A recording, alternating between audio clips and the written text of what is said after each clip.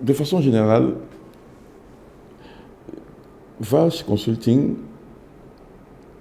est donc une entreprise dont le cœur du métier est l'éthique.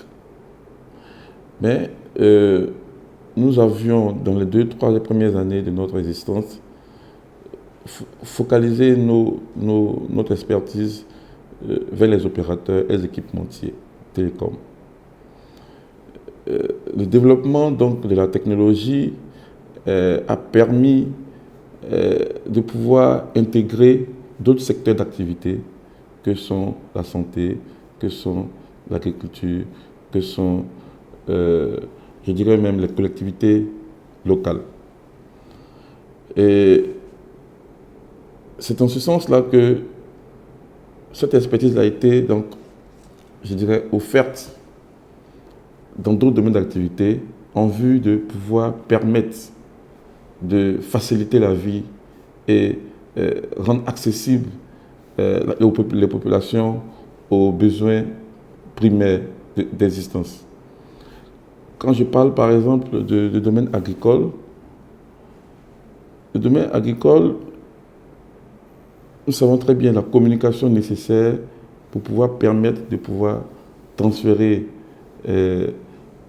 son argent lorsqu'on fait une transaction, de pouvoir faire le suivi de ces plantations dans les zones très reculées, de pouvoir avoir accès en temps réel à l'évolution, au développement de ces plans dans les zones très reculées. Et tout cela est centralisé. Mais on ne peut pas être partout à la fois. C'est en ce sens-là que la technologie, l'éthique viennent pour pouvoir aider dans ce sens.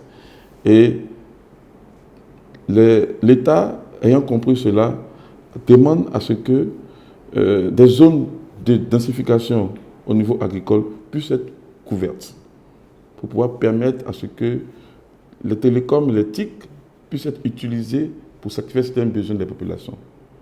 Et ce n'est ni les opérateurs, ce n'est ni les équipementiers, ce sont des cabinets d'expertise qui accompagnent l'État en vue de pouvoir leur produire, leur fournir tout ce qu'ils ont comme input en termes de détermination géographique de la densification au niveau de la qualité des réseaux 2G, 3G au l'État via le ministère de l'Agriculture, qui leur permettra à eux de pouvoir définir leur stratégie de développement. Au niveau santé, vous le savez, avec le e-santé, et permettre à ce que dans les zones reculées, des sous-préfectures, des villages où on ne peut, on ne peut avoir des médecins un peu partout, l'éthique permet d'accessibilité et encore, ce n'est ni les opérateurs, ce n'est ni les équipementiers, ce sont des cabinets d'expertise qui ont cette expertise pour pouvoir produire ces services-là à l'État. Donc, au début, donc, nos clients étaient des clients traditionnels, les opérateurs et les équipementiers. Aujourd'hui, nous diversifions notre base de données de clients à l'État en général, aux ONG, du développement, etc.